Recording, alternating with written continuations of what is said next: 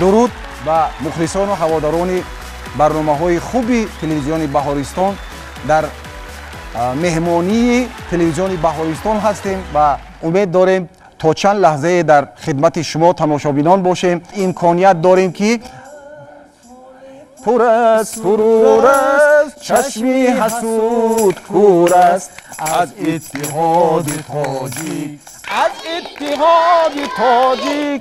инсон ишқ зебост, маҷнун ба фикри лайлост, дилҳо пур аст таманност аз иттиҳоди тоҷик, аз иттиҳоди тоҷик.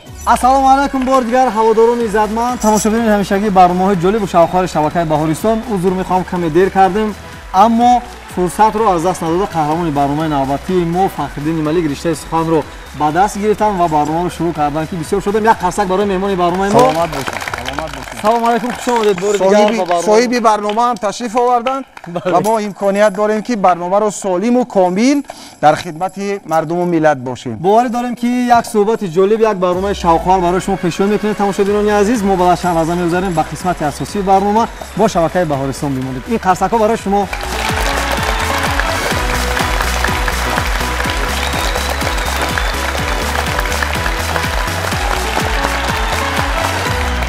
خسته نباشید بار دیگر تماشاگران عزیز، خوش آمدید میگیم شما رو با برنامه در مهمانی با برنامه خودتون بار دیگر. اطمینان دارم که البته صحبتی که امروز با شما داریم یک صحبت جالب خواهد بود. ما در عرفه چندین از عید و جشن‌ها قرار داریم و من میدونم که شما نیز بند هستید از پی ایجاد سنت‌های نو، از پی فعالیت. خب امروز با کدام کار بند هستید و از سر کدام کار ما شما رو دعوت کردیم به برنامه؟ بسیار شما خوب قید کردید. تنین تنتنه‌های سازندگی و بنیادکاری و انعکاس تمام پیشرفت و شکوفایی که تاجیکستانی پاکنماد پا به عرصه زندگی میگذارد، قدم‌های بسیار استوار دارد. مردم ما مشاهده میکنند که یعنی هنرمندان ما در این عرصه به کدام دستاورد، یعنی که روی صحنه یا که برای مخلصان، برای بیننده، برای ملت چی دستاویز دارند. بله، سلامت باشید. بهترین. البته ما سر زدیم به اینترنت و سروده که شما چند سال قبلتر سرودید، 16 سال قبلتر سرودی در میانی خوب رویان دلبری زیبا توی 16 سال قبل همین سرود تا حالا محبوبیت خود رو گم نکرده است مردم و تا حالا تماشابین و شنونده خود رو دارد این سرود. من می‌خواستم چون در اول برنامه قرار داریم برای خوشحالی اشتراکچیان خوردیم و تماشابینان عزیز با آواز زنده طریق اسباب اکاردیون زمزمه کنیم و بعدا بگذاریم به قسمت سوال‌های اشتراکچیان. میدونید من باید لباس عوض کنم چون که برای نواختن اسباب به همین خاطر برای من چون این حالت راحت تر است.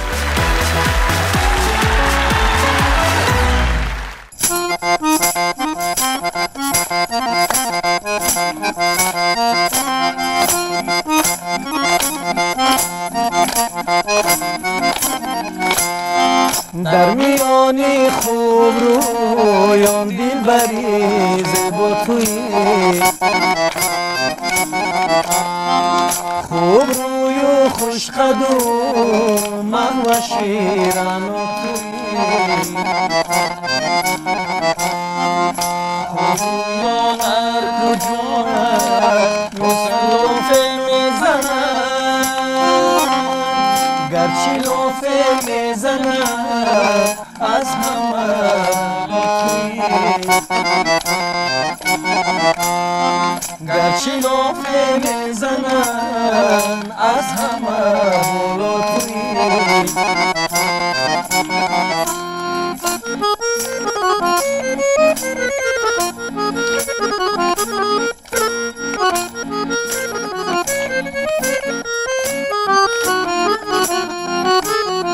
حلقه زلفی سیاه بینم سازم خیال، حلقه زلفی سیاه بینم سازم خیال،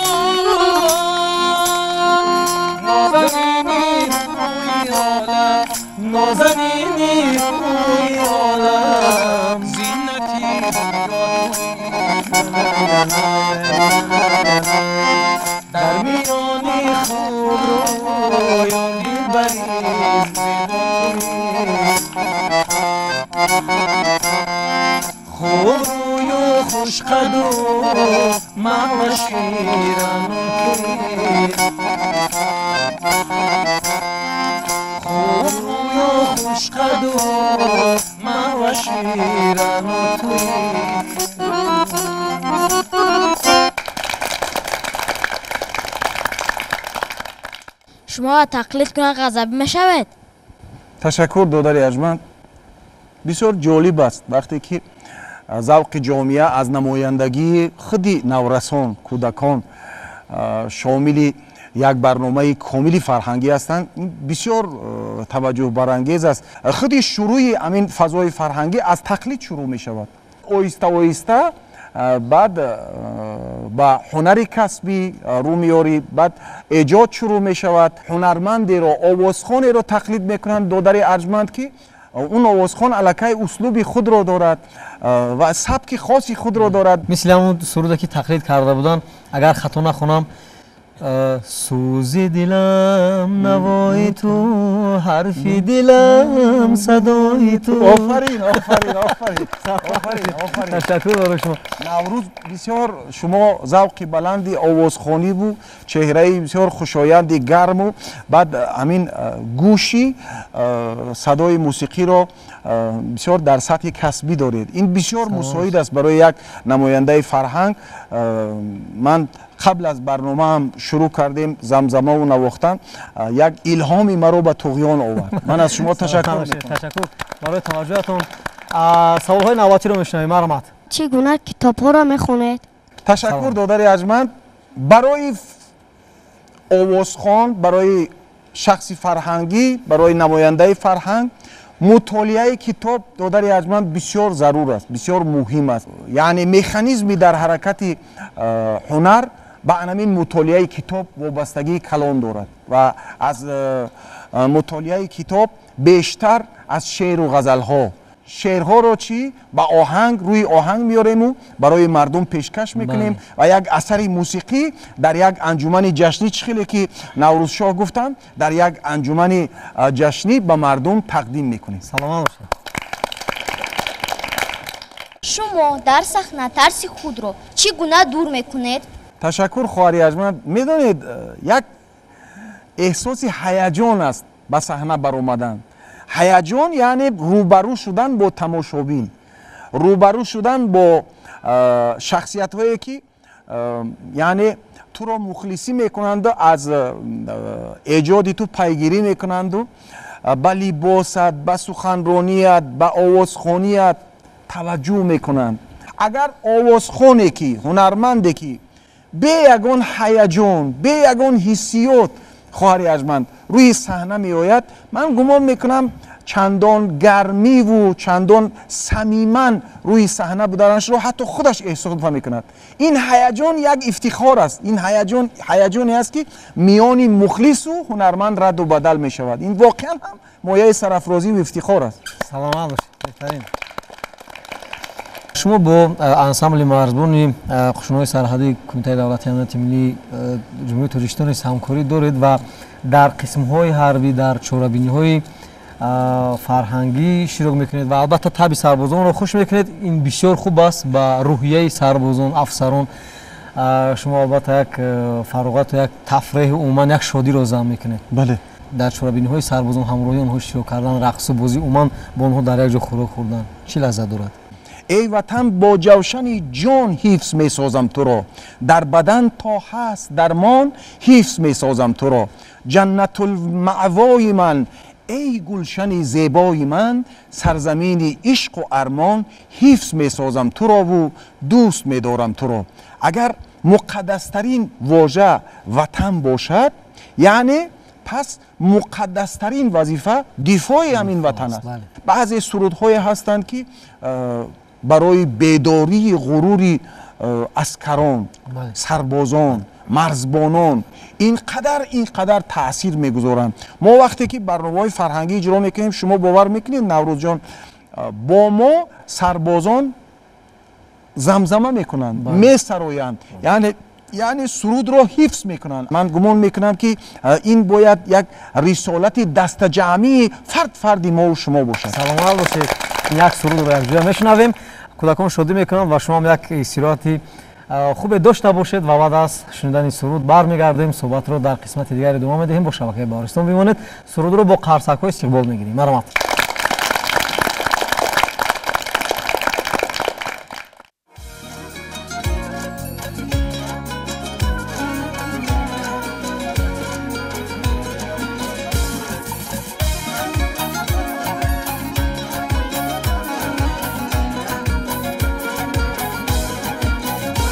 زرین ستاره باشد زرین شراره باشد بس بیبال زرین زرین سواره باشد زرین گلی ورتاک زرین زی همه تاک در شعله محتاب در کاکلی اموال زرین گلی ورتاک زرین زی همه تاک در شعله محتاب در کاکلی اموال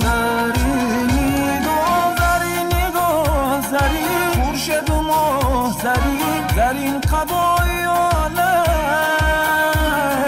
زرین کلاه زرین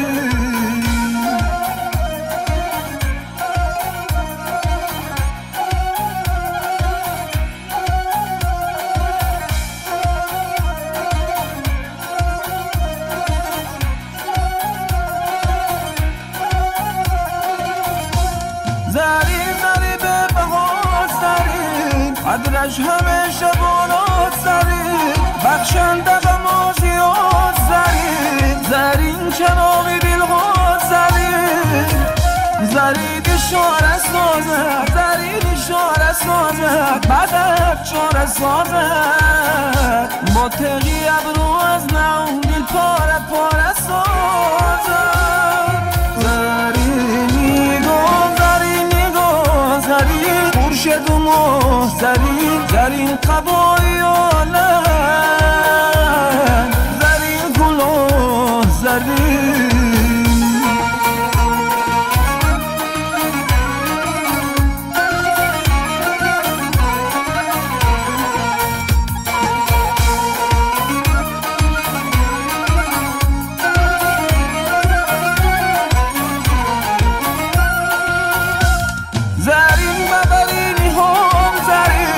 خوش صورت و خوش جمال زرین گل چهره به مثال زرین بر کفتری بخبال زرین زرین اشاره سازد زرین اشاره سازد بدک چاره سازد با تقی ابرو از نوم دل پاره پاره سازد زرین نگاه زرین خورشید و ماه زرین قبای عالم زرین کلاه زرین نگاه زرین خورشید و ماه زرین قبای عالم زرین کلاه زرین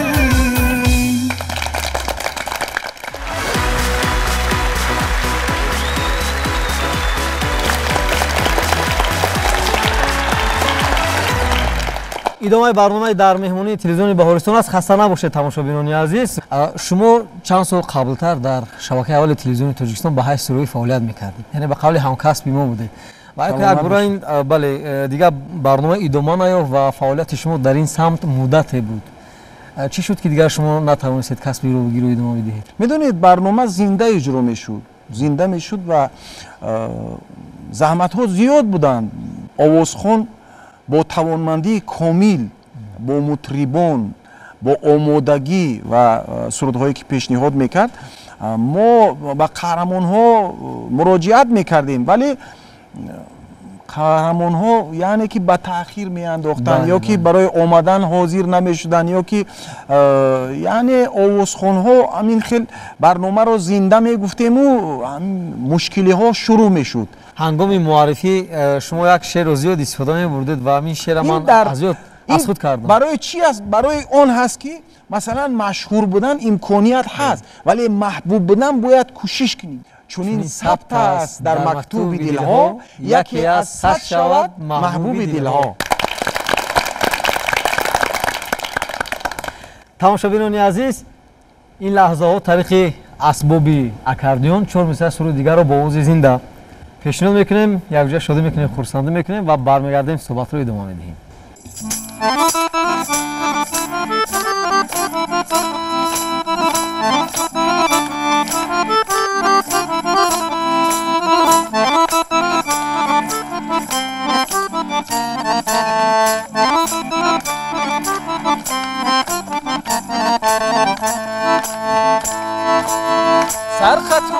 ثروت و سرمایه انسان وطن است وطن است در کتاب است که از گوشه ایمان وطن است وطن است لذتی خاکی وطن لذتی گلزاری بهتر از تختی زرو گنج سلیمان وطن است وطن است بهتر از تختی زرو گنج سلیمان وطن است. سلام علیکم. تشکر براتون.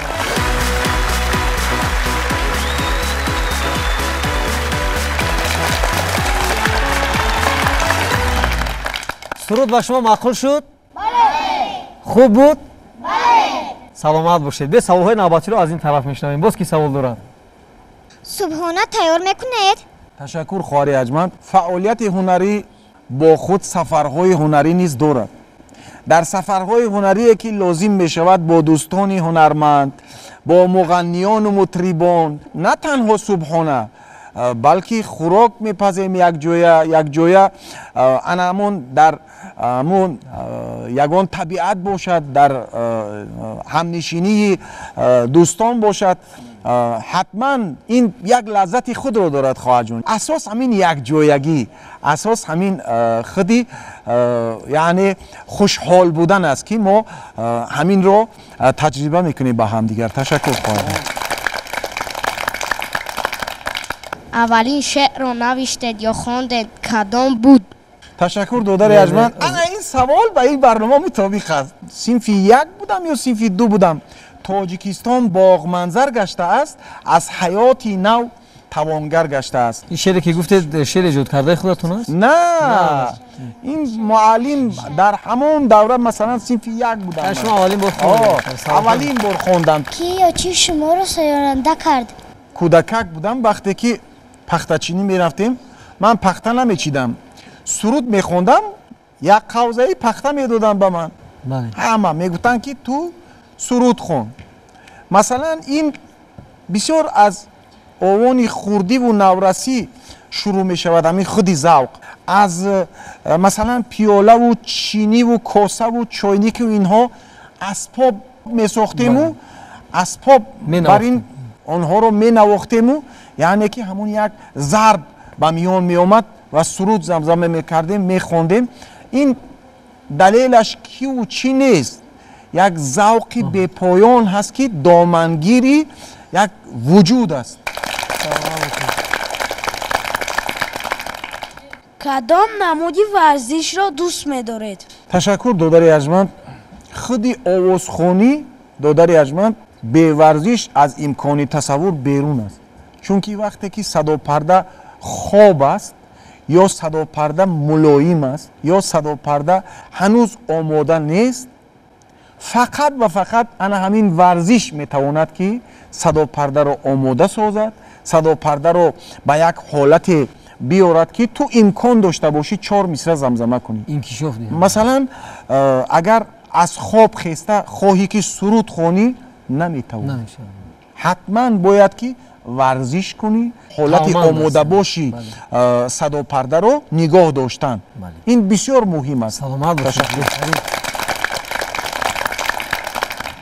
شبگاه ها به تماشای دوشنبه ببرید. مثلا همین برنامه های فرهنگی کشورهای خارج، برنامه های فرهنگی که تو امکانیت داری فرهنگی ملتت را معرفی کنی، این بهترین تفریح، بهترین تماشا و بهترین رسالت است که یک آوازخوان میتواند در کارنامه تاریخی عمر خودش یک صحیفه زرین باز کنه. بله سلامت باشید. تشکر برای شما. و تماشاگران عزیز، این لحظه امکانی بسیار خوب است که طریق همین اسباب باز 4 مصرع سرود با آواز زنده بشنویم و همینگونه بازم یک سرودی کامل رو یک جا تماشا میکنیم و برمیگردیم صحبت رو ادامه میدیم. سر شروع میکنیم از سرود با آواز زنده.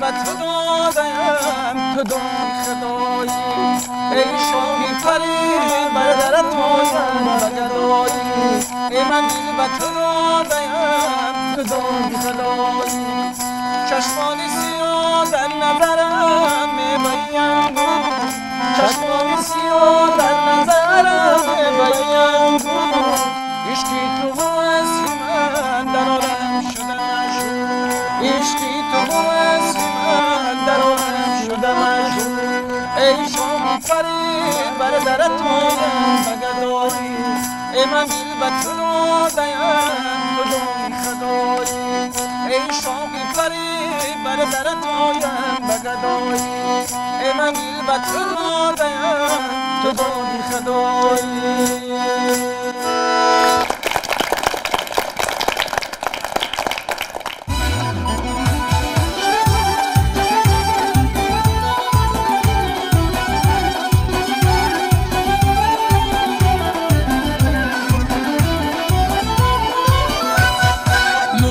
خندان من از تو غزل خان من بلبلی خوشخوام من شام فروزان نوبت خندان من از تو غزل خان من بلبلی خوشخوام من شام فروزان چه دل ربایی نازنی مجبی شیر سخنی و خوشنمایی ای محوشی زیبا دلم را برده ای چی خوشنمایی یار جان با غمزه در آغوشم درایی با وفایی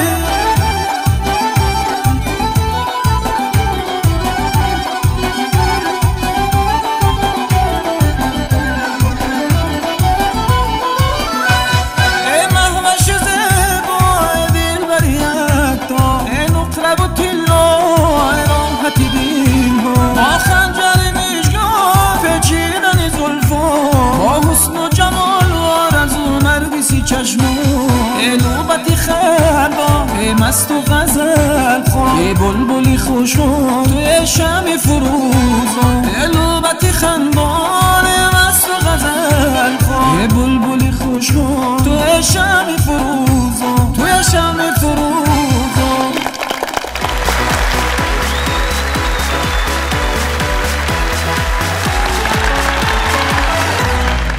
یک سوال بسیار مهم برای چی بعضی از سرایندگان دیده و دونسته با اونه که صدا ندارن موسیقی رو درک نمیکنن این چیز رو دیده و دونسته رو میارن به کسب سرایندگی و آبروی خود احترام و فرهنگ و صنعت ملت تاجیک رو به اون داغ وارد میکنن میانی مردم کشور عزیزمون و مردم دیگر کشورها سبب در چی است که قسم زیادی از نفرانی که واقعا هم از صنعت دور هستند اما رو میارن به صنعت به سمت سرایندگی سبب چی است؟ بعضیا هستند که انا همین آزادی و صاحب اختیاری رو چندان خوب درک نمیکنن هضم نمیکنن و از امکانیت های خودشون که حتی امکانیت گفتن هم خطاست یعنی بر ضرر جامعه بر ضرر فرهنگ بر منفیت مردم نیست به منفیت خودش هم نیست من گمان میکنم که در این جاده مردم باید شامل باشند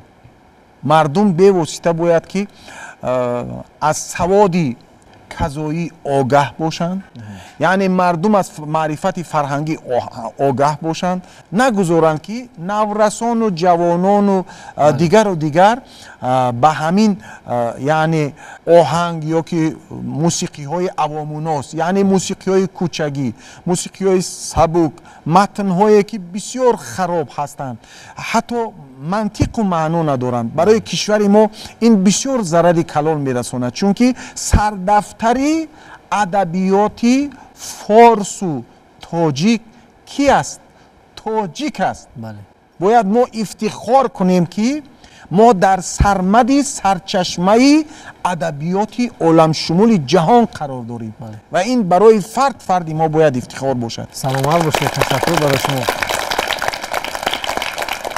فکر میکنم اون چیزی که امروز ما برای شما پیشنهاد کردیم در این شام زیبا قابل قبول خاطر شما بود و صحبت ما یک جهان معنی به خود برداشتید. اطمینان دارم که این صحبت و صحبت‌های دیگری ما را شما منتظر خواهید ماند. ва дар охир тӯҳфаи мо ба ҳамаи тамошобинон ин қарсаки баланди иштирокчиён аст. Хайр дӯстони азиз.